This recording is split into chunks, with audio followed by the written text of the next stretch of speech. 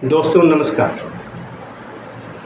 जब उन्होंने अपने गोला बारूद बनाना शुरू कर दिए तो उन्होंने कहा कि अब जल्द से जल्द इसे खेल ख़त्म किया जाए।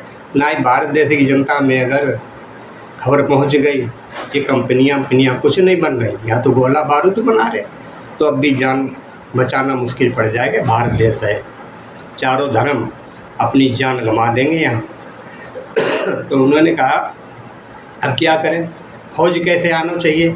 तुरंत देशभक्त को फिर बुलाया कि जब से विदेशी आए मेरे देश में अंग्रेज, रात दिन उनकी मीटिंग नहीं बंद हुई, रात दिन कानून अपनी बदलते गए। जिस तरीक़ा से मेरे देश में ये सरकार वर्तमान 11 साल हो गई, इसको रात दिन कानून अपनी बदलती रहती है। कभी GST तो कभी 2000 का नोट चला बंद, कभी करेंसी बदल, कभी दंगा हुआ, कभी मुसलमान का दंगा, कभी मुद्दा, कभी पाकिस्तान। यानी मतलब इसी तरीके से अंग्रेज जनता को गुमराह करते ही रहे, संतुलन नहीं बनने दिया।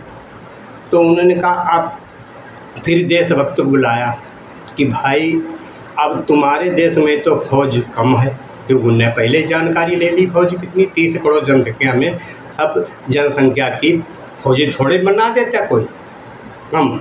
तो उन्होंने कहा हमारी जो कंपनियां लग रही हैं इनके लिए थोड़ी सी फौज अपनी बुला लें। तो देशभक्त ने कहा भाई ये तो मुश्किल काम है। तो उन्होंने कहा क्यों। उस वक्त मेरे देश में सुभाष चंद्र बोस पूरे फौज के मालिक थे, वो मालिक थे मेरे देश के पूरे फौज के। तो उन्होंने कहा, कहने का मतलब अफसर थे, बाकी छोटे छोटे तमाम थे, लेकिन वो पूरे देश के फौज के अफसर थे। तो उन्होंने कहा जब तो सुभाष चंद्र बोस चलना पड़ेगा भाई। तो उन्होंने कहा चलो कोई बात नहीं, सुबह चलते हैं। देशवासियों सबसे मेरी हाथ जोड़ी गुजारिश है, ज़्यादा से ज़्यादा मेरी वीडियो देखो, इसे लाइक करो, शेयर करो, यही मेरी सबसे हाथ जोड़ी गुजारिश है।